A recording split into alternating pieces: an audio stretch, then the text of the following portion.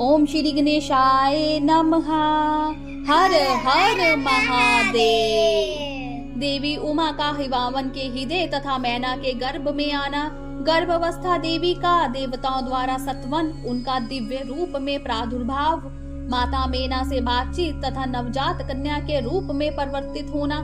ब्रह्मा जी कहते हैं नारद, तदनंतर मैना और हिमालय आदर पूर्वक देव कार्य की सिद्धि के लिए कन्या प्राप्ति के हेतु वहां जग जननी भगवती उमा का चिंतन करने लगे, जो प्रसन्न होने पर संपूर्ण अभीष्ट वस्तुओं को देने वाली है।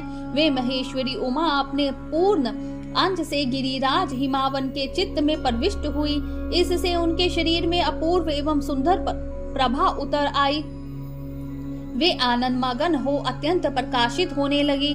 उस अद्भुत तेजो राशि से संपन्न महामना हिमालय अग्नि के समान अदृश्य हो गए। तत्पश्चात सुंदर कल्याणकारी समय में गिरिराज हिमालय ने अपनी प्रिय मैना के उदर में शिवा के उस परिपूर्ण अंश का आदान किया। इस तरह गिरिराज की पत्नी मैना ने हिमावन के हृदय में विराजमान करुणा निधान देवी की कृपा से सुखदायक गर्भ धारण किया। संपूर्ण जगत की निवास भूता देवी के गर्भ में आने से गिरिप्रिया मैना सदा तेजो मंडल के बीच में स्थित होकर अधिक शोभा पाने लगी। अपनी प्रिय शुभांगी मैना को देखकर गिरिराज हिमावन बड़ी प्रसन्नता का अनुभव करने लगे। गर्भ में जगदम्बा के आ जाने से वे महान तेज से संपन्न हो गई थी। मुने उस अवसर में विष्णु आदि देवता और मुनियों ने वहां आकर गर्भ में निवास करने वाली शिवा देवी की स्तुति की और तदनंतर महेश्वरी की नाना प्रकार से स्तुति करके प्रसन्नचित्त हुए। वे सब देवता अपने अपने धाम को चले गए। जब 9वां महीना बीत गया और 10वां भी पूरा हो चला, तब जगदम्बा कालिका ने समय पूर्ण होने पर गर्भस्थ शिशु की जो गति होती है उसी को धारण किया, अर्थात जन्म ले लिया। उस अवसर पर आदिशक्ति सती साध्वी शिवा पहले मैना के सामने अपने ही रूप से प्रकट हुई। वसंत ऋतु में चैत मास की 9वीं तिथि को मृगशिरा नक्षत्र में आधी रात के समय चंद्रमंडल से आकाश गंगा की भांति मेनका के उधर से देवी शिवा का अपने ही स्वरूप में प्रादुर्भाव हुआ। उस समय संपूर्ण संसार में प्रसन्नता छा गई। अनुकूल हवा चलने लगी जो सुंदर सुगंधित एवं गंभीर थी। उस समय जल की वर्षा के साथ फूलों की वृष्टि हुई। विष्णु आदि सब देवता वहां आए। सबने सुखी होकर प्रसन्नता के साथ जगदम्बा के दर्शन किए और शिवलोक में निवास करने वाली दिव्य रूपा महामाया शिव कामिनी मंगलमयी कालिका माता का सत्वन किया। नारद तप जब देवता लोग स्तुति करके चले गए, तब मैना का उस समय प्रकट हुई नील कमल दल के समान कांति वाली शाम्य वर्णा देवी को देखकर अतिशय आनंद का अनुभव करने लगी। देवी के उस दिव्य रूप का दर्शन करके गिरिप्रिया मैना को ज्ञान प्राप्त हो गया।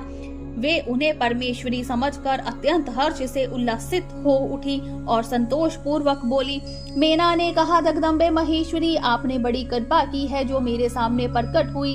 अंबिके, आपकी बड़ी शोभा हो रही है। शिवे, आप संपूर्ण शक्तियों में आधा शक्ति तथा तीनों लोकों की जननी है। देवी, आप भगवान शिव को सदा ही प्रिय हैं तथा संपूर्ण देवताओं से प्रसन्नचित्त पराशक्ति है। महेश्वरी, आप कृपा करें और इसी रूप से मेरे ध्यान में स्थित हो जाए, साथ ही मेरी पुत्री के अनुरूप प्रत्यक्ष दर्शनीय रूप धारण करे। ब्रह्मा जी कहते हैं, नारद, पर्वत पत्नी मैना की ये बात सुनकर अत्यंत प्रसन्न हुई। शिवा देवी ने उस गिरिप्रिया को इस प्रकार उत्तर दिया। देवी बोली, मैना, तुमने पहले तत्परता पूर्वक मेरी बड़ी सेवा की थी। उस समय तुम्हारी भक्ति से प्रसन्न हो मैंने वर देने के लिए तुम्हारे निकट आई। वर मांगो। मेरी इस वाणी को सुनकर तुमने जो वर मांगा वह इस प्रकार है, महादेवी, आप मेरी पुत्री हो जाएं और देवताओं का हित साधन करें। तब मैंने तथास्तु कहकर तुम्हें सादर यह वर दे दिया और मैं अपने धाम को चली गई। गिरि कामिनी, उस वर के अनुसार समय पाकर आज मैं तुम्हारी पुत्री हुई हूँ। आज मैंने जो दिव्य रूप का दर्शन कराया है, इसका उद्देश्य इतना ही है कि तुम्हें मेरे स्वरूप का स्मरण हो जाए, अन्यथा मनुष्य रूप में प्रकट होने पर मेरे विषय में तुम अनजान ही बनी रहती। अब तुम दोनों दंपति पुत्री भाव से अथवा दिव्य भाव से मेरा निरंतर चिंतन करते हुए मुझ में स्नेह रखो। इससे मेरी उत्तम गति प्राप्त होगी। मैं पृथ्वी पर अद्भुत लीला करके देवताओं का कार्य सिद्ध करूंगी। भगवान शंभु की पत्नी हो जाऊंगी और सज्जनों का संकट से उद्धार करूंगी। ऐसा कहकर जगत माता शिवा चुप हो गई और उसी क्षण माता के देखते देखते प्रसन्नता पूर्वक नवजात पुत्री के रूप में परिवर्तित हो गई। बोलिए शंकर भगवान की जय, उमापति महादेव की जय। हर हर महादेव।